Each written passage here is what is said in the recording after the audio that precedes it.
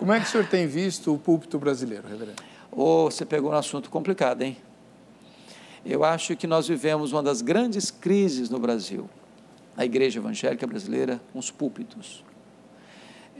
Rasos, muitos rasos, outros que perderam a sua finalidade de transmitir com fidelidade a palavra de Deus.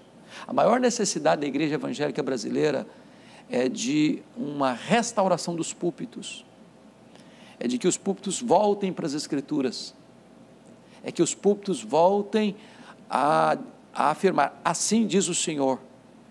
Nós precisamos de um reavivamento nos púlpitos. Por quê? Porque se o púlpito não está aliançado com a fidelidade à palavra de Deus, quanto mais se prega, pior fica. Pior fica. E infelizmente hoje há muitos púlpitos que torcem a palavra de Deus.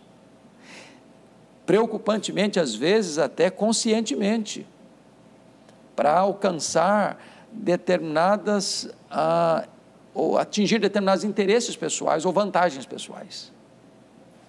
Então, a palavra de Deus não pode ser torcida para atender à minha vontade. A palavra de Deus precisa ser transmitida com integridade, com fidelidade. É por isso que nós fazemos, é um termo que nós usamos muito, mas talvez os nossos telespectadores não podem entender por completo, é a palavra exegese. Você vai para o texto para tirar do texto o que está no texto. Eu não vou para o texto para impor ao texto as minhas ideias.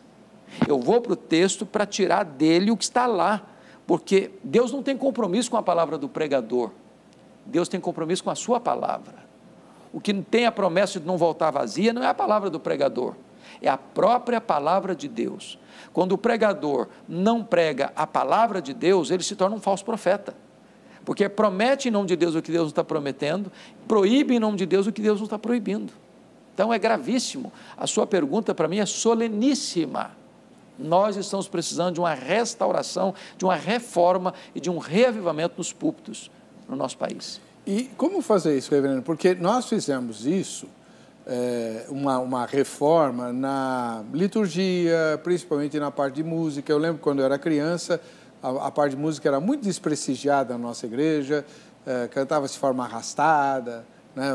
Os crentes eram chamados de cordeiros por causa do mestre, mestre. Lembra desse? Lembro. Que é muito bonito, por sinal, mas não é cantado assim, né?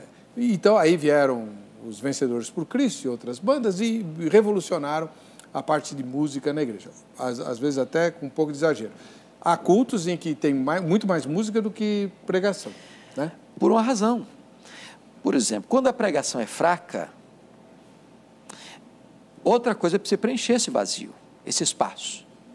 Então, você sabe, quando você chega numa igreja, eu prego em muitas igrejas, diversas denominações, eu chego, imediatamente eu tenho um diagnóstico, se esta igreja é uma igreja que está acostumada com o cardápio da palavra de Deus ou não. Quer um exemplo?